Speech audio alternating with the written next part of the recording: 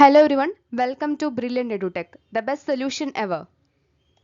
അപ്പോൾ ഇന്ന് നമ്മൾ എത്തിയിരിക്കുന്നത് നമ്മുടെ കേരള വാട്ടർ അതോറിറ്റി നടത്തുന്ന കേരള PSC എക്സാം ആയ ലാബ് അസിസ്റ്റന്റ് എക്സാമിന് വേണ്ടിയിട്ടുള്ള ചില എക്സാം അറ്റൻഡിങ് സ്ട്രാറ്റജീസും ആയിട്ടാണ്. അപ്പോൾ നമ്മൾ എക്സാം ചുമ്മാ അങ്ങ് പോയി എഴുതിയാൽ പോരാ അല്ലേ? ചില കാര്യങ്ങളൊക്കെ ഓർത്ത് വെച്ച് നമ്മൾ എക്സാം എഴുതുകയാണ് എന്നുണ്ടെങ്കിൽ നമുക്ക് നല്ല രീതിയിൽ ആ എക്സാം എഴുതാനായിട്ട് സാധിക്കും. പഠിച്ചത് നമുക്ക് എക്സാം ഷീറ്റിൽ കൃത്യമായിട്ട് എഴുതാനൊക്കെ സാധിക്കണം. അപ്പോൾ അതിന് ഉപകരിക്കുന്ന ചില ടിപ്സും കാര്യങ്ങളൊക്കെയാണ് ഈ ഒരു വീഡിയോനകത്ത് ഉൾക്കൊള്ളിച്ചിരിക്കുന്നത്. അപ്പോൾ നേരെ നമുക്ക് എന്തൊക്കെയാണ് ആ എക്സാം അറ്റൻഡ് ചെയ്യുമ്പോൾ ശ്രദ്ധിക്കേണ്ട കാര്യങ്ങൾ എന്തൊക്കെയാണെന്ന് മനസ്സിലാക്കാനായിട്ട് ശ്രദ്ധിക്കാം. ആദ്യമേ തന്നെ പറയാനുള്ള കാര്യം പാനിക് ആവാതിരിക്കുക, ടെൻഷൻ ആവാതിരിക്കുക എന്നുള്ളതാണ്. നിങ്ങൾ ടെൻഷൻ അടിച്ച മൈൻഡ് കൊണ്ടാണ് നിങ്ങൾ എക്സാം ഹാളിലേക്ക് പ്രവേശിക്കണമെന്നുണ്ടെങ്കിൽ അത് നിങ്ങളുടെ ആൻസർ ഷീറ്റിലും നിങ്ങളുടെ എക്സാമിലും റാങ്ക് ലിസ്റ്റിലും ഒക്കെ റിഫ്ലക്ട് ചെയ്യും. അതുകൊണ്ട് ഈ ഒരു ടെൻഷൻ എന്നുള്ളത് ആദ്യമേ തന്നെ എടുത്തു മാറ്റി പോകാനായിട്ട് ശ്രദ്ധിക്കുക. നിങ്ങൾ എത്ര ചില്ലായിട്ട് എത്ര റിലാക്സ് ആയിട്ട് പോകുന്നോ അത്രയും ഈസി ആയിട്ട് നിങ്ങൾക്ക് ഈ ഒരു എക്സാം കടന്നു പോകാനായിട്ടും നല്ല രീതിയിൽ പേപ്പർ അറ്റൻഡ് ചെയ്യാനായിട്ടും സാധിക്കും. അതും നല്ല റാങ്ക് ലിസ്റ്റിലും വരാനായിട്ട് സാധിക്കും. അപ്പോൾ ആ ഒരു കാര്യം ആദ്യമേ മൈൻഡിൽ വെക്കുക. നിങ്ങളുടെ മനസ്സാണ് എല്ലാം, നിങ്ങളുടെ മനസ്സിലുള്ള കോൺഫിഡൻസ് ആണ് എല്ലാം. അപ്പോൾ അതൊന്ന് ഡെവലപ്പ് ചെയ്തിട്ട് മാത്രം എക്സാം ഹാളിലേക്ക് പ്രവേശിക്കാനായിട്ട് ശ്രദ്ധിക്കുക. അനാവശ്യമായിട്ടുള്ള ടെൻഷൻസ്, ഇതിനി എന്താകുമോ, എല്ലാവരും എങ്ങനെയാണ് അറ്റൻഡ് ചെയ്യുന്നത്, ബാക്കിയുള്ളവൻ എത്ര ക്വസ്റ്റ്യൻസ് അറ്റൻഡ് ചെയ്തിട്ടുണ്ട്, ഇങ്ങനെയുള്ള ചിന്തകൾ എക്സാം അറ്റൻഡ് ചെയ്യുമ്പോഴും എക്സാമിന് പോകുമ്പോഴും അവോയ്ഡ് ചെയ്യാനായിട്ട് ശ്രദ്ധിക്കുക. വരുന്ന ഏത് ചോദ്യവും എനിക്ക് അറിയാവുന്ന രീതിയിൽ നല്ല രീതിയിൽ എനിക്ക് അറ്റൻഡ് ചെയ്യാൻ പറ്റും, അറിയാത്തത് ഞാനങ്ങ് വിട്ടുകളയും എന്നുള്ള കോൺഫിഡൻസിൽ പോവുക. എങ്കിലും നല്ല രീതിയിൽ സ്കോർ ചെയ്യാൻ എനിക്ക് സാധിക്കുമെന്ന ഉറപ്പോടുകൂടെ എക്സാം ഹാളിലേക്ക് കടന്നു ചെല്ലാനായിട്ട് ശ്രദ്ധിക്കുക. എക്സാം ഹാളിലേക്ക് കുറച്ചധികം നേരത്തെ തന്നെ എത്താനായിട്ട് ശ്രദ്ധിക്കുക. നേരത്തെ പറഞ്ഞതുപോലെ ടെൻഷൻസ് അവോയ്ഡ് ചെയ്യാനായിട്ട് റിലാക്സ് ആയിട്ട് പോകാനായിട്ട് ശ്രദ്ധിക്കുക. ഇനി എക്സാം ഹാളിലേക്ക് പ്രവേശിക്കുന്ന പലതരം കാഴ്ചകൾ നമുക്ക് കാണാം. പലരും ബുക്കുമായി പിടിച്ച് വലിയ വലിയ പുസ്തകങ്ങളായിട്ടൊക്കെ പിടിച്ച് നിൽക്കുമായിരിക്കും. നിങ്ങൾ അത്യാവശ്യം റിവിഷൻസ് ഒക്കെ കഴിഞ്ഞിട്ടുള്ള വ്യക്തിയാണെന്നുണ്ടെങ്കിൽ റിലാക്സ് ചെയ്ത് പോകാനായിട്ട് ശ്രദ്ധിക്കുക. അവസാന നിമിഷത്തിൽ എന്തെങ്കിലും നോക്കാനായിട്ട് ചെറിയ നോട്ട്സോ റിവിഷൻ കാർഡ്സോ കയ്യിലുണ്ടെങ്കിൽ അത് മാത്രം ഒന്ന് നോക്കി വെക്കാനായിട്ട് ശ്രദ്ധിക്കുക. അനാവശ്യമായിട്ട് കോംപ്ലിക്കേറ്റഡ് ആയിട്ടുള്ള കാര്യങ്ങളൊന്നും ആ സമയത്ത് ചിന്തിക്കാതിരിക്കുക. ബാക്കിയുള്ളവരെ പറ്റി ബോധർ ചെയ്യാതിരിക്കുക. അതാണ് ആദ്യമേ ചെയ്യേണ്ട കാര്യം. നമ്മൾ പഠിച്ചിട്ടുണ്ടോ, നമ്മൾ കോൺഫിഡൻറ്റ് പെർഫോം ചെയ്യുമോ, ഇത് മാത്രമാണ് വിഷയം പോകുന്നത്. അപ്പുറത്തെ ആൾ പഠിച്ചിട്ടുണ്ടോ, അതനുസരിച്ച് നമ്മൾ നോക്കണ്ട. നമ്മൾ എത്രത്തോളം നന്നായിട്ട് പഠിച്ചിട്ടുണ്ട് അത് നമുക്ക് നന്നായിട്ട് പെർഫോം ചെയ്യാൻ പറ്റുക, ഇതിലാണ് കാര്യം. അപ്പോൾ ഡ്യൂറേഷൻ ഓഫ് എക്സാം, നമ്മുടെ ഡ്യൂറേഷൻ എത്രയാണ്? 1.25 മണിക്കൂറാണ് നമുക്കുള്ളത് അല്ലേ? അപ്പോൾ 7:30ക്കാണ് നമ്മുടെ എക്സാം സ്റ്റാർട്ട് ചെയ്യാനായിട്ട് പോകുന്നത്. അപ്പോൾ നമുക്ക് അറിഞ്ഞിരിക്കണം എത്ര സമയമാണ് നമുക്ക് ഓരോ ക്വസ്റ്റ്യൻസിനും അലോട്ട് ചെയ്യാനായിട്ട് പറ്റുന്നത്. ഏകദേശം ഒരു 10 മിനിറ്റ് മുമ്പെങ്കിലും നിങ്ങളുടെ എക്സാം നിങ്ങൾ തീർത്തിരിക്കണം. അവസാനവട്ട വായനയ്ക്കും ചെക്ക് ചെയ്യാനും ഒക്കെ നിങ്ങൾക്ക് ആ സമയം യൂട്ടിലൈസ് ചെയ്യണം. അതുകൊണ്ട് തന്നെ നമ്മുടെ ഡ്യൂറേഷൻ ഓഫ് എക്സാമിൽ നമുക്ക് ആകെ കിട്ടുന്നത് എത്രയായിരിക്കും? 1 മിനിറ്റ് ഒക്കെ ആയിരിക്കും ഒരു ചോദ്യത്തിന് കിട്ടുന്നത്.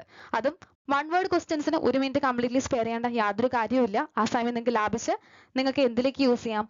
അത് നിങ്ങളുടെ വർക്കൗട്ട് ചെയ്യാനുള്ള ചോദ്യങ്ങൾ എന്തെങ്കിലും ഉണ്ട്, കാൽക്കുലേഷൻസ് എന്തെങ്കിലും ഉണ്ടെങ്കിൽ അതിലോട്ട് ശ്രദ്ധ കേന്ദ്രീകരിക്കാനായിട്ട് ശ്രദ്ധിക്കുക. ഇനി എന്ത് ചെയ്യും? ആദ്യത്തെ ചോദ്യം തെറ്റിപ്പോയി, അല്ലെങ്കിൽ ആദ്യ ചോദ്യം ഭയങ്കര ടഫാണ്, അല്ലെങ്കിൽ ആദ്യത്തെ 2-3 ചോദ്യങ്ങൾ നമുക്ക് ടഫാണ്, എന്ത് ചെയ്യും?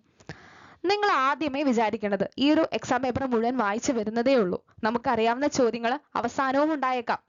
ഇതിൽ എനിക്ക് സ്കോർ ചെയ്യേണ്ടത് 100-ൽ 100 അല്ല, എനിക്ക് അറിയാവുന്ന ചോദ്യങ്ങളുടെ മാക്സിമം ആണ്. അപ്പം അതുകൊണ്ട് ചില ചോദ്യങ്ങൾ അറിയാത്തതുണ്ടെങ്കിലും നിങ്ങൾ വറീഡ് ആവേണ്ട ആവശ്യമില്ല. പിന്നെ ആദ്യത്തെ ചോദ്യം അറിയില്ലെങ്കിൽ അത് തെറ്റിക്കാതെ മാർക്ക് ചെയ്യാതെ വിടാനായിട്ട് ശ്രദ്ധിക്കുക. പിന്നെ എല്ലാവരും റിപ്പീറ്റഡ് ആയിട്ട് പറയുന്ന ഒരു കാര്യമാണ് ഇത്തരത്തിലൊരു കോമ്പറ്റേറ്റീവ് എക്സാമിൽ നെഗറ്റീവ് മാർക്കിംഗ് അവോയ്ഡ് ചെയ്യുക. നിങ്ങൾ അൺഷുവർ ആയ ചോദ്യങ്ങൾ, നിങ്ങൾക്ക് പഠിച്ചിട്ടില്ല എന്ന് ഉറപ്പുള്ള പോർഷൻസ്, ചോദ്യം കണ്ടാൽ ഉടനെ മനസ്സിലായി ഇത് ഞാൻ പഠിക്കാത്ത പോർഷൻ എന്ന് വന്നിട്ടുള്ള ചോദ്യമാണ്, അപ്പം തന്നെ അത് അവോയ്ഡ് ചെയ്യാനുള്ള ഒരു ടെൻഡൻസി കാണിക്കുക. ഇനി നമുക്ക് ഇതൊന്നും കൂടെ നോക്കണം എന്നുണ്ടെങ്കിൽ അത് മാത്രം മാർക്ക് ചെയ്ത് വെക്കുക. ഒന്നും കൂടെ നമുക്ക് നോക്കാനുള്ളത് ഏതാണെന്ന് മാത്രം മാർക്ക് ചെയ്യുക. കഴിഞ്ഞത് വേണമെങ്കിൽ നിങ്ങൾക്കൊന്ന് ടിക്ക് ഇട്ട് പോവേ എന്തെങ്കിലും ചെയ്യാം. ഓക്കെ, അതല്ലാതെ പഠിച്ചിട്ടില്ല, കാൽക്കുലേഷൻ, ചിലർക്ക് കാൽക്കുലേഷൻ ഭയങ്കര ടഫാണ്, അപ്പോൾ ഈ തരത്തിലുള്ളൊരു കാൽക്കുലേഷൻ എനിക്ക് എന്തായാലും അറിയത്തില്ല എന്ന് ഉറപ്പുണ്ടെങ്കിൽ അത് ക്ലിക്ക് ചെയ്യാതിരിക്കാനായിട്ട്, അത് മാർക്ക് ചെയ്യാതിരിക്കാനായിട്ട്, OMR ഷീറ്റിൽ കൊണ്ടുപോയി കറുപ്പിക്കാതിരിക്കാനായിട്ട് ശ്രദ്ധിക്കുക. ആദ്യം വായിക്കുമ്പോൾ അത്രയും ഉറപ്പ് തോന്നുന്ന ചോദ്യങ്ങൾ മാത്രം മാർക്ക് ചെയ്തു പോകാനായിട്ട് ശ്രദ്ധിക്കുക. പിന്നെ ചോദ്യം നല്ല കെയർഫുൾ ആയിട്ട് നല്ല ശ്രദ്ധയോടെ വായിക്കാനായിട്ട് ശ്രദ്ധിക്കുക. ചിലരുണ്ട് നമ്മൾ പഠിച്ചതാണ്, ഇതേ ക്വസ്റ്റ്യൻ ഞാൻ പഠിച്ചിട്ടുണ്ട് എന്ന ഓർമ്മയിൽ പോയി അങ്ങ് കുത്തും. ചിലപ്പോൾ അത് തന്നെ ആയിരിക്കാം, പക്ഷെ ചിലപ്പോൾ എന്തെങ്കിലും ഒരു ചെറിയ വേർഡിങ്ങിലോ അല്ലെങ്കിൽ ചോദ്യത്തിൽ ഡിഫറൻസ് ഉണ്ടായെന്ന് വരാം. ചിലർക്ക് പഠിച്ചതിന്റെ ഓവർ കോൺഫിഡൻസ് കൊണ്ടും ഇങ്ങനെ തെറ്റുകൾ അല്ലെങ്കിൽ അബദ്ധങ്ങൾ പറ്റാം. അപ്പൊ ഈ ഒരു കാര്യം കൂടെ ശ്രദ്ധിക്കണം. നമ്മൾ പ്രസന്റിലായിരിക്കുക, നമ്മൾ പാസ്റ്റിലോട്ട് പോവാതെ പ്രസന്റിലായിരിക്കുക. ഇപ്പോൾ നമ്മുടെ കയ്യിലിരിക്കുന്ന ചോദ്യം പേപ്പറിൽ എന്താണ് ചോദ്യം, എക്സെപ്റ്റ് ഉണ്ടോ, ഇങ്ങനെ പല കാര്യങ്ങളുണ്ടല്ലേ, വഴിയേ പറയാം. അപ്പൊ read all the option, read the question carefully. അറിയാത്ത ചോദ്യങ്ങൾ സ്കിപ്പ് ചെയ്യുക, നിങ്ങളുടെ ടൈം ഒന്ന് പ്ലാൻ ചെയ്യുക. ഇതിനകത്ത് ഇത്രമാത്രം കാൽക്കുലേഷൻസ് വരുന്നുണ്ടെങ്കിൽ അതിന് നമുക്ക് കുറച്ചധികം ടൈം വേണ്ടതായിട്ടുണ്ടെങ്കിൽ നമ്മൾ വൺ വേർഡ് കുറച്ചധികം സ്പീഡിൽ ടൈം എടുക്കാതെ കവർ ചെയ്യാനായിട്ട് ശ്രദ്ധിക്കേണ്ടതായിട്ടുണ്ട്. 10 മിനിറ്റ് മുമ്പെങ്കിലും നിങ്ങൾ ആ ഒരു പേപ്പർ, ക്വസ്റ്റ്യൻ പേപ്പർ ആൻസേഴ്സ് ഒക്കെ ഒന്ന് മാർക്ക് ചെയ്ത് കംപ്ലീറ്റ് ചെയ്യുക. ഇതിൽ എഗെയിൻ ഒന്ന് വായിക്കേണ്ട ചോദ്യങ്ങൾ ഉണ്ടെങ്കിൽ അത് നോക്കുക. ആ ഒരു രീതിയിൽ നിങ്ങൾക്കിനി ഗസ് ചെയ്യാനായിട്ട് എന്തെങ്കിലും ചോദ്യങ്ങൾ അല്ലെങ്കിൽ ഒന്നും കൂടെ ചിന്തിച്ചാൽ കിട്ടുന്ന ചോദ്യങ്ങൾ ഉണ്ടെങ്കിൽ അതിനു വേണ്ടി ബാക്കിയുള്ള സമയം യൂട്ടിലൈസ് ചെയ്യുക. എത്രയും പെട്ടെന്ന് തീർക്കാൻ പറ്റുമോ അത്രയും പെട്ടെന്ന് തന്നെ നിങ്ങൾ തീർക്കുക. എന്ന് വെച്ച് ആവേശം കൊണ്ട് എല്ലാം കറക്കി കുത്തി മാർക്ക് ചെയ്യാതിരിക്കാനായിട്ട് ശ്രദ്ധിക്കുക. മൊത്തത്തിൽ 100ഓളം ചോദ്യങ്ങളാണ് നമുക്ക് ഉള്ളത്. അതിൽ സ്റ്റേറ്റ്മെന്റ്സും മാച്ച് ദ ഫോളോയിങ്ങും വൺ വേർഡും കാൽക്കുലേഷൻസും എല്ലാം തന്നെ ഉണ്ടായിരിക്കും അല്ലെ. അപ്പൊ ഈ ഒരു ചോദ്യം മാക്സിമം 1 മണിക്കൂറിൽ കവർ ചെയ്യാനായിട്ട് ശ്രദ്ധിക്കുക. എങ്കിൽ മാത്രമാണ് നമുക്ക് ഒന്നും കൂടെ ചിന്തിച്ച കിട്ടുന്ന ക്വസ്റ്റ്യൻസ് ഉണ്ടാവും അല്ലെ, അത് നമുക്ക് മനസ്സിലാക്കാനായിട്ടും അത് നമുക്ക് കറക്റ്റ് ചെയ്യണമെങ്കിൽ കറക്റ്റ് ചെയ്യാനും സാധിക്കുള്ളൂ. ഇനി എങ്ങനെ ക്വസ്റ്റ്യൻ ടാക്കിൾ ചെയ്യാം? ആദ്യം ചിന്തിക്കേണ്ട കാര്യം, ക്വസ്റ്റ്യൻ പേപ്പറിൽ ഈ വേർഡിങ്സ് ഉണ്ടോ എന്ന് നോക്കുക. All correct, incorrect, correct, wrong, right, except, ഇങ്ങനെയുള്ള ടേംസ് എന്തെങ്കിലും ഉണ്ടെങ്കിൽ അത് ആദ്യമേ ഒന്ന് നോട്ട് ചെയ്യുക. എന്താണ് ചോദിക്കുന്നതെന്ന് കൃത്യമായി മനസ്സിലായാലേ ആൻസറും നിങ്ങൾക്ക് കൃത്യമായി എഴുതാനായിട്ട് സാധിക്കുള്ളൂ. അപ്പൊ ഇങ്ങനെയുള്ള ടേംസ് ഉണ്ടോ എന്ന് നോക്കിയിട്ട് അതിലെ ഓപ്ഷൻസ് വായിക്കാനായിട്ട് ശ്രദ്ധിക്കുക. പിന്നെ അടുത്തത് എന്ന് പറയുന്നത് ഗസ്സിങ് അവോയ്ഡ് ചെയ്യുക എന്നുള്ളതാണ്. ഗസ്സൊക്കെ ചെയ്യാം, പക്ഷെ എങ്ങനെ ഗസ് ചെയ്യണം എന്ന് കൂടെ അറിഞ്ഞിരിക്കണം. ഇപ്പോൾ ചിലരുണ്ട് അങ്ങ് ഇങ്കി പിങ്കി പോങ്കി അങ്ങ് അടിച്ചു വെക്കും, പിന്നെ പാറ്റേണിലൊക്കെ വരച്ചു വെക്കുന്നവർ വരെ ഉണ്ട്. പക്ഷെ ഇങ്ങനെ ചെയ്യാതെ നിങ്ങൾക്ക് അൺഷുവറായ ക്വസ്റ്റ്യൻസ് അവോയ്ഡ് ചെയ്യാനുള്ള മനസാന്നിധ്യവും ആ ഒരു ടെൻഡൻസിയും നിങ്ങൾ കാണിക്കുക. ഇനി എങ്ങനെ ഗസ് ചെയ്യണം? 75% നിങ്ങളുടെ നോളേജ് നിങ്ങൾ ഉപയോഗിക്കുക. നിങ്ങൾ പഠിച്ച കാര്യങ്ങൾ എന്തൊക്കെയാണെന്ന് ഓർത്തെടുത്തുകൊണ്ട് ഓപ്ഷൻസ് വായിച്ച് ശരിയായ ഉത്തരത്തിലേക്ക് എത്താനായിട്ട് ശ്രമിക്കുക. 25% ലോജിക്കാണ്, ഏത് തെറ്റായിരിക്കാം എന്നുള്ള തിരിച്ചറിവാണ്. ഏതൊക്കെ ഓപ്ഷൻസ് വരില്ല എന്ന് തിരിച്ചറിയാൻ സാധിച്ചാൽ നിങ്ങൾക്ക് ഈസി ആയിട്ട് അത് എലിമിനേറ്റ് ചെയ്യാം. ഇഫ് സപ്പോസ് ചെയ്യുക ഓപ്ഷൻ എ ആവാൻ ഒരു ചാൻസും ഇല്ല, അപ്പം തന്നെ നമ്മൾ അതങ്ങ് വെട്ടിക്കളഞ്ഞു. ഇനി ഓപ്ഷൻ ബി ആവാൻ ഒരു 75% ചാൻസ് ഉണ്ടെങ്കിൽ അത് അവിടെ മാറ്റി വെക്കുക, ഓപ്ഷൻ സി വായിക്കുക. അപ്പൊ നമുക്ക് മനസ്സിലായി ഇതും ആവാൻ ചാൻസ് വളരെ കുറവാണ്, ഡി ആവാനും ചാൻസ് വളരെ കുറവാണ്. എങ്കിൽ ഓപ്ഷൻ ബി എന്ന് ഓപ്റ്റ് ചെയ്യാനായിട്ട് ശ്രദ്ധിക്കുക. ഏകദേശം ഒരു ഉറപ്പുണ്ടെങ്കിൽ എലിമിനേഷൻ മെത്തേഡ് നിങ്ങൾക്ക് ഉപകരിക്കും. ഇങ്ങനെ തെറ്റ് ഏത് എന്ന് മനസ്സിലാക്കി ശരിയായത് അറിയില്ലെങ്കിലും ശരിയായതാവാനുള്ള ചാൻസ് നോക്കി നമുക്ക് അവിടെ ഗസ് ചെയ്യാം. ഇങ്ങനെ വേണം ഗസ് ചെയ്യാൻ, അല്ലാതെ ഇങ്കി പിങ്കി പോങ്കി ചെയ്തിട്ട് വരരുത്. നിങ്ങൾ അങ്ങനെ പഠിച്ച് നിങ്ങളുടെ നോളജിനെ ബേസ് ചെയ്തുകൊണ്ട് ഒരു 70ഓളം ചോദ്യങ്ങൾ അല്ലെങ്കിൽ ഒരു 65 ചോദ്യങ്ങളെയും നിങ്ങളെങ്കിലും കറക്റ്റ് ആക്കിയിട്ടുണ്ടെന്ന് വിചാരിക്കുക. ഇനി നമുക്ക് ഒരു പാതി ഉറപ്പുള്ള ചോദ്യങ്ങൾ, ചിലത് 90% ഉറപ്പുണ്ടാവും, ചിലത് 70% ആയിരിക്കും, ചിലത് 50% ആയിരിക്കും. അത് നിങ്ങൾ എത്രത്തോളം പഠിച്ചിട്ടുണ്ട്, നിങ്ങൾക്ക് എത്രത്തോളം അറിവുണ്ട് എന്നതിനനുസരിച്ചിരിക്കും. ഇനി നമ്മൾ പറയുന്നത് നിങ്ങളുടെ സകലമാന അടവുകളും പയറ്റി നിങ്ങൾ നിൽക്കുകയാണ്. ഇനി നമുക്കൊരു വഴിയില്ല എന്നുണ്ടെങ്കിൽ നിങ്ങൾക്ക് പ്രയോഗിക്കാവുന്ന ചില ടെക്നിക്സ് ആണ്. ഓൾ ഓഫ് ദി എബോവ് എന്നൊരു സ്റ്റേറ്റ്മെന്റ് നമ്മുടെ ക്വസ്റ്റ്യൻ ഉണ്ടെങ്കിൽ അത് ആൻസർ ആവാനുള്ള പ്രോബിലിറ്റി ഏകദേശം 80% മേലെയാണ്. അതുകൊണ്ട് അങ്ങനെ ഒരു ഓപ്ഷൻ ഉണ്ടെങ്കിൽ നിങ്ങൾക്ക് ഏകദേശം ഉറപ്പുണ്ടെങ്കിൽ നിങ്ങൾക്ക് അത് ക്ലിക്ക് ചെയ്യാം. പിന്നെ നൺ ഓഫ് ദി എബോവ്, പൊതുവെ ഓപ്ഷൻസ് ഇല്ലാതെ വരുമ്പോഴാണ് നൺ ഓഫ് ദി എബോവ് എന്നൊരു സ്റ്റേറ്റ്മെന്റ് കാണുന്നത്. അപ്പൊ അതുകൊണ്ട് അതാവാനുള്ള ചാൻസ് വളരെ കുറവാണ്. അതുകൊണ്ട് അത് ക്ലിക്ക് ചെയ്യാതിരിക്കാനാണ് ശ്രദ്ധിക്കേണ്ടത്, അല്ലെങ്കിൽ അത് മാർക്ക് ചെയ്യാതിരിക്കാനാണ് ശ്രദ്ധിക്കേണ്ടത്. പിന്നെ റെയർ ആയിട്ട് നൺ ഓഫ് ദി എബോവ് വന്നേക്കാം, പക്ഷെ എങ്കിലും വളരെ കുറവാണത്. പിന്നെ നിങ്ങൾ കണ്ടിട്ടുണ്ടാവും ചില ആൻസർ OMRകൾ സിക്സാഗ് പാറ്റേണിൽ മാർക്ക് ചെയ്യുന്നത്. അപ്പൊ ഇവിടെ ഒരു ലോജിക് എന്ന് പറയുന്നത് നമ്മൾ റിപ്പീറ്റഡ് ആയിട്ട് സി എന്ന് വരാനുള്ള ചാൻസ് കുറവാണ്. അതായത് ആദ്യത്തെ ചോദ്യം സി ആണ് ഉത്തരമെങ്കിൽ രണ്ടാമത്തെ ചോദ്യം സി ആണുള്ള പ്രോബിലിറ്റി കുറവാണ്.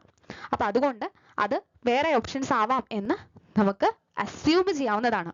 അപ്പൊ ഈ ഒരു രീതിയിൽ നിങ്ങളുടെ നോളജ് ഒരു ഹാഫ് അപ്ലൈ ചെയ്ത് ലോജിക്കും കുറച്ചൊന്ന് അപ്ലൈ ചെയ്തതിന് ശേഷം നിങ്ങൾക്ക് തോന്നുവാണ് എന്നുണ്ടെങ്കിൽ നിങ്ങൾക്ക് ഈ ഒരു ഓപ്ഷൻസ് നോക്കി നിങ്ങൾക്ക് മാർക്ക് ചെയ്യാവുന്നതാണ്. ഏകദേശം നിങ്ങൾക്ക് ആദ്യത്തെ ചോദ്യം സി ആണെങ്കിൽ അടുത്തത് സി ആവാതെ നിങ്ങൾക്ക് എയോ ബിയോ ഡിയോ ആവാം എന്നതും നിങ്ങൾക്ക് തിങ്ക് ചെയ്യാവുന്നതാണ്. പിന്നെ ലെങ്തി ആയിട്ടുള്ള ഒരു സ്റ്റേറ്റ്മെന്റ് അല്ലെങ്കിൽ ഒരു ഓപ്ഷൻ ഉണ്ടെങ്കിൽ അതാവാനുള്ള ചാൻസും ഇച്ചിരി കൂടുതലാണ്. അപ്പൊ ഇത് പറയുന്നതും നിങ്ങളുടെ ഒരു ലോജിക്കും നോളജും അപ്ലൈ ചെയ്തതിന് ശേഷം മാത്രം വേണം ഇങ്ങനത്തെ ട്രിക്സ് അപ്ലൈ ചെയ്യാൻ. പിന്നെ വരുന്നത് നോട്ട് ക്യാൻ ബി ഓൺലി. അതായത് നമ്മുടെ സ്റ്റേറ്റ്മെന്റ് ചോദ്യത്തിൽ പൊതുവേ കാണുന്ന ഒന്നാണ് നോട്ട് ക്യാൻ ബി ഓൺലി. പൊതുവെ ഈ സ്റ്റേറ്റ്മെന്റ് തെറ്റാവാനും ശരിയാവാനും ചാൻസ് ഉണ്ട്. അതായത് നമ്മൾ ഒരു കറക്റ്റ് ഓപ്ഷനേ ഉള്ളൂ എന്നുണ്ടെങ്കിൽ ഇതാവാനുള്ള ചാൻസ് ഉണ്ട്. അതുപോലെ ഒരു തെറ്റ് ഓപ്ഷൻ ഉണ്ട് എന്ന് പറയുമ്പോഴും ഇത് ഇങ്ങനെയുള്ള സ്റ്റേറ്റ്മെന്റ്സ് ആവാനുള്ള ചാൻസസ് കൂടുതലാണ്. അപ്പൊ ഇതൊക്കെ അപ്ലൈ ചെയ്യുമ്പോഴും ശ്രദ്ധിക്കുക, കുറച്ചെങ്കിലും നോളജ് അപ്ലൈ ചെയ്തുകൊണ്ട് ലോജിക്കലി തിങ്ക് ചെയ്തുകൊണ്ട് ഈ ഒരു കാര്യങ്ങളും കൂടെ കൺസിഡർ ചെയ്തിട്ട് നിങ്ങൾക്ക് കുറച്ച് ക്വസ്റ്റ്യൻസ് എങ്കിലും അറ്റൻഡ് ചെയ്യാവുന്നതാണ്. അപ്പോഴും ഒട്ടും അറിയാത്ത ചോദ്യങ്ങൾ ഉണ്ടെങ്കിൽ വിട്ട് കളയണം കേട്ടോ. പ്രത്യേകമായിട്ട് പറയാണ്, ഒട്ടും അറിയില്ലെങ്കിൽ അത് വിട്ട് കളയുക. ഓക്കെ. പിന്നെ പറഞ്ഞിരുന്നു നമ്മളൊരു 10 മിനിറ്റ് എങ്കിലും മാറ്റി വെക്കണം എന്ന്, ലാസ്റ്റ് ഒന്നും കൂടെ ചെക്ക് ചെയ്യാൻ, ഇനി ഏതെങ്കിലും ശരിയാക്കാൻ പറ്റുമോ എന്ന് നോക്കാനും അതുപോലെ നമ്മൾ എഴുതിയത് ശരിയല്ലേ എന്നൊക്കെ ചെക്ക് ചെയ്യാനായിട്ട് നമുക്ക് ഈ സമയം യൂസ് ചെയ്യാം. പിന്നെ OMR ആണ്, കറുപ്പിച്ച് കഴിഞ്ഞാൽ കഴിഞ്ഞല്ലേ. അപ്പൊ അതുകൊണ്ട് കറക്റ്റ് ആയിട്ട് അതൊന്ന് നോക്കാനായിട്ട് ശ്രദ്ധിക്കുക. പിന്നെ ചിലർക്കെങ്കിലും OMRൽ എങ്ങനെയാണ് മാർക്ക് ചെയ്യേണ്ടതെന്ന് അറിയത്തില്ല. അപ്പൊ അതുകൊണ്ട് OMRന്റെ ഒരു മോഡൽ ഇവിടെ അറ്റാച്ച് ചെയ്യാം. നിങ്ങളുടെ ഇൻസ്ട്രക്ഷൻസിലും അത് ഉണ്ടായിരിക്കും. അപ്പൊ എക്സാമിന് മുമ്പ് അതൊന്ന് വായിച്ചു നോക്കി പ്രോപ്പർ ആയിട്ട് തന്നെ മാർക്ക് ചെയ്യാനായിട്ട് ശ്രദ്ധിക്കുക. എക്സാം എഴുതി പ്രാക്ടീസ് ഉള്ളവരും OMR ഷീറ്റിൽ പ്രാക്ടീസ് ചെയ്യുന്നവരൊക്കെ ഉണ്ടായിരിക്കും. എങ്കിലും പുതിയ ആൾക്കാരുണ്ടായിരിക്കും അല്ലേ, അവരോടാണ് ഇത് പ്രത്യേകമായിട്ട് പറയുന്നത്.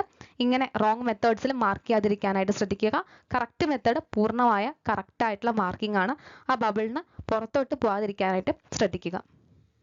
പെട്ടെന്ന് ഒരു എക്സാം അറ്റൻഡ് ചെയ്യുമ്പോൾ എല്ലാവരും പാനിക് ആയി പോകും അല്ലേ, പെട്ടെന്ന് എന്താ ചെയ്യണ്ടേ എന്നൊരു പിടി ഇല്ലാണ്ടിരിക്കും. അപ്പൊ പ്രിയോർ ആയിട്ട് നിങ്ങൾക്ക് ഒരു എക്സാം എക്സ്പീരിയൻസ് വേണം എന്നുണ്ടെങ്കിൽ നിങ്ങൾക്ക് വേഗം തന്നെ നമ്മുടെ നമ്പറിലേക്ക് വാട്സപ്പ് ചെയ്യാം. 2 ഫുൾ ലെങ്ത് മോക്ക് ടെസ്റ്റുകൾ നമ്മൾ പ്രൊവൈഡ് ചെയ്യുന്നുണ്ട്. അവിടെ നിങ്ങൾക്ക് ആൻസേഴ്സും കൂടെ അതിന്റെ എക്സ്പ്ലനേഷൻസും കൊടുക്കുന്നുണ്ട്. നമ്മുടെ വെയിറ്റേജ് വരുന്നത് എങ്ങനെയാണോ നമ്മുടെ സിലബസിൽ നമുക്കറിയാം MLT വരുന്നുണ്ട്, ഫിസിക്സ്, കെമിസ്ട്രി, മാത്സ്, ബയോളജിയിൽ തന്നെ ബോട്ടണി, സുവോളജി ഒക്കെ ഉണ്ട്. അപ്പൊ ഇതെല്ലാം വെയിറ്റേജ് അനുസരിച്ച് എങ്ങനെയാണോ കേരള PSCയുടെ പാറ്റേൺ മാച്ച് ദ ഫോളോയിങ്സ് ഉണ്ട്, സ്റ്റേറ്റ്മെന്റ് ചോദ്യങ്ങളുണ്ട്. ഇങ്ങനെ നമുക്ക് പല രീതിയിലുള്ള ചോദ്യങ്ങൾ എക്സ്പെക്ട് ചെയ്യാവല്ലേ. അപ്പൊ ഇങ്ങനെയുള്ള ചോദ്യങ്ങളെല്ലാം ഇൻക്ലൂഡ് ചെയ്തുകൊണ്ടുള്ള ഒരു മോക്ക് ടെസ്റ്റ് ആണ് നമ്മൾ കണ്ടക്ട് ചെയ്യുന്നത്. ഒന്നല്ല കേട്ടോ, 2 മോക്ക് ടെസ്റ്റ് ആണ് കണ്ടക്ട് ചെയ്യുന്നത്. അപ്പോൾ എക്സാമിന് മുന്നേ ഒരു എക്സാം എക്സ്പീരിയൻസ് ചെയ്യണം എന്നുണ്ടെങ്കിൽ പെട്ടെന്ന് തന്നെ നമുക്കൊന്ന് വാട്സപ്പ് ചെയ്ത് നിങ്ങൾ lab assistant Kerala water authority mock test എന്ന് മെൻഷൻ ചെയ്യുക. ബാക്കി ഡീറ്റെയിൽസ് ഒക്കെ നിങ്ങൾക്ക് അവിടെ പ്രൊവൈഡ് ചെയ്യുന്നുണ്ടായിരിക്കും. ധൈര്യമായിട്ട് നിങ്ങളുടെ എക്സാമിനെ ഫേസ് ചെയ്യാനായിട്ട് ശ്രദ്ധിക്കുക. നിങ്ങളിൽ തന്നെ വിശ്വാസം ഉണ്ടായിരിക്കുക. നിങ്ങളുടെ കുറച്ചധികം കാലത്തെ പ്രയത്നമാണ് നമ്മുടെ ഈ 13-ാം തീയതി നടക്കാൻ പോകുന്ന എക്സാം അല്ലേ. അപ്പം നിങ്ങൾ വിചാരിക്കുക, നമ്മൾ അതിനകത്ത് വിചാരിച്ചാലേ, നമ്മൾ അതിൽ ബിലീവ് ചെയ്താലേ നമുക്കത് പോസിബിൾ ആവുള്ളൂ. അപ്പം അതുകൊണ്ട് നിങ്ങൾ ഈ എക്സാമിൽ നല്ല റാങ്കിൽ, ഫസ്റ്റ് റാങ്കിൽ തന്നെ വരുന്നത് സ്വപ്നം കണ്ട് അത് മനസ്സിൽ കണ്ട് അതിനനുസരിച്ച് മോഡിഫൈ ചെയ്ത് നിങ്ങളെ തിരുത്തി എക്സാമിന് പോകാനായിട്ട് ശ്രദ്ധിക്കുക. ഒരു തരത്തിലുള്ള സ്ട്രെസ്സോ അതുപോലെ ടെൻഷനോ നിങ്ങൾക്ക് വേണ്ടതായിട്ടില്ല. സ്വന്തമായിട്ട് ബിലീവ് ചെയ്യുക, നമ്മൾ പഠിച്ചിട്ടുണ്ട്, നമ്മൾ നന്നായിട്ട് പ്രിപ്പയർ ചെയ്തിട്ടുണ്ട്, ശരിയായത് നമ്മൾ പഠിച്ചത് ശരിയാക്കാനുള്ള കഴിവ് നമുക്കുണ്ട് എന്ന് വിശ്വസിച്ചുകൊണ്ട് പോകാനായിട്ട് ശ്രദ്ധിക്കുക. അപ്പം എല്ലാവർക്കും നല്ലൊരു എക്സാം എഴുതാനായിട്ട് സാധിക്കട്ടെ എന്ന് ആശംസിക്കുന്നു. വേറെ എന്തെങ്കിലും നിങ്ങൾക്ക് സജഷൻസ് ഉണ്ടെങ്കിൽ, ഈ അവസാന നിമിഷത്തിൽ നിങ്ങൾക്ക് എന്തെങ്കിലും സജഷൻസ് ഉണ്ടെങ്കിൽ അല്ലെങ്കിൽ വീഡിയോസ് റിക്വയർമെന്റ് ഉണ്ടെങ്കിലോ നിങ്ങൾക്ക് താഴെ കമന്റ് ബോക്സിൽ കമന്റ് ചെയ്യാം കേട്ടോ. അപ്പൊ ഈ ഒരു വീഡിയോ നിങ്ങൾക്ക് യൂസ്ഫുൾ ആയിട്ടുണ്ടെങ്കിൽ മറക്കാതെ വീഡിയോ ഒന്ന് ലൈക്ക് ചെയ്യാനായിട്ട് ശ്രദ്ധിക്കണേ.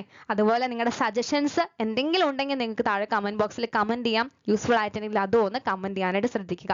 അപ്പൊ അടുത്ത എന്തെങ്കിലും റിക്വയർമെന്റ് ഉണ്ടെങ്കിലോ വീഡിയോ റിക്വയർമെന്റ് ഉണ്ടെങ്കിലോ വേറെ എന്തെങ്കിലും സെഷൻസ് പ്ലാൻ ചെയ്യണമെന്നുണ്ടെങ്കിൽ പെട്ടെന്ന് തന്നെ കമന്റ് ചെയ്തോളുക. അപ്പൊ വൺസ് അഗെയിൻ എക്സാം എഴുതാൻ പോകുന്ന എല്ലാ കൂട്ടുകാർക്കും നല്ല രീതിയിൽ എക്സാം എഴുതാൻ പറ്റട്ടെ എന്ന് ആശംസിക്കുകയാണ്, പ്രാർത്ഥിക്കുകയാണ്. All the best for your exam. Thank you.